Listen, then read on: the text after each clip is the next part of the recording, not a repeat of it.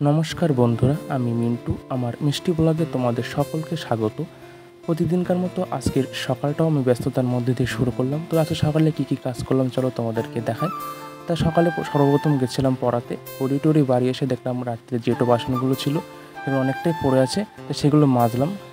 কলের থেকে এক বালতি জল নিয়ে এসে বারান্দায় বসে বসে মাজছি, যেহেতু কলে এখনও জল কমেনি। আশা করি এই মাসের মধ্যে জল অনেকটাই কমে যাবে।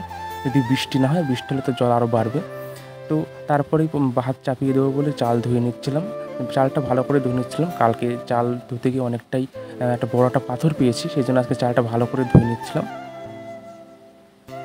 চালটা ধুয়ে চালটা হাঁড়িতে চাপিয়ে দেবো, দিয়ে তারপরে আরও যা কাজগুলো আছে কমপ্লিট করব। এদিকে যে ভাত বসিয়ে দিয়েছি, তা ভাত বসিয়ে দেখি যে ডালার মধ্যে কোনো আলু টালু কিছু নেই, কটা পেঁয়াজ, আদা, একটু রসুন পড়ে আছে। তো পাশে বাড়ি একটা ঠাকুমার কাছ থেকে আলু নিয়ে এসে আলু কাটা ছাড়িয়ে নিচ্ছি, ওই আলু কাটা সেদ্ধ বসিয়ে দেবো। এই কাজগুলো করতে করতে আমার একটু খিদে পেয়েছিলো, তাই দুটো বিস্কুট খেলাম ঘরে এসে। তারপরে বিস্কুট খেয়েই যে মশারি যা বিছনা টিছনা ছিল ওইগুলো গুছিয়ে নিচ্ছিলাম। তারপরে কিছুক্ষণ বসার পরে দেখি ভাত হয়ে গেছে, ভাত আলু সেদ্ধ দুটোই কমপ্লিট হয়ে গেছে। তো এইগুলো লাবিয়ে নিয়ে মাখিয়ে সর্বপ্রথম ঠাকুমাকে দেবো, যেহেতু ঠাকুমার যে ওষুধ আছে 10টার মধ্যে ওষুধটা দিতে হয়, সেই জন্য ঠাকুমাকে আগে ভাতটা দিয়ে তারপর আমি নিজে খেলাম।